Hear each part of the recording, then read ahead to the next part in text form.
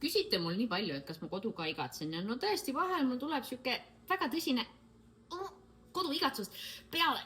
Kuulge, ma ei saa lahti seda. Ja siis, mis ma teen, on, ma teen omale paar portsu seljankat.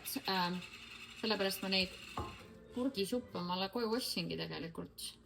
Ja siis läheb nagu üle. Et kui ma räägin MC-siga, siis läheb ka üle.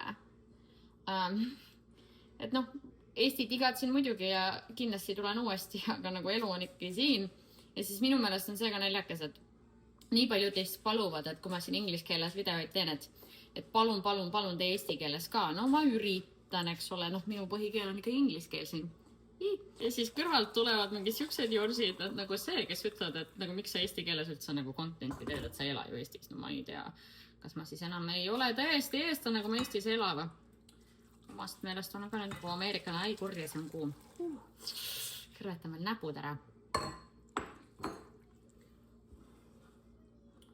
Aga ma panen selle nüüd pliidi peale, siis sügavkülmast võtan omale leiva ka välja. Ja nii, supp sai valmis. Leib on ka üles sulatatud. Oota, ma võtan ta siit lahti. Ainuke asi, mis ma puudu on hapukoor.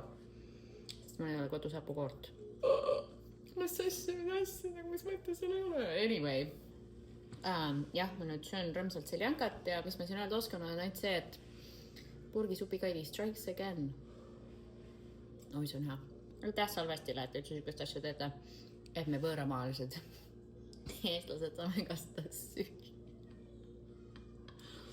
Head isu. Magustoiduks ka 4 rolli.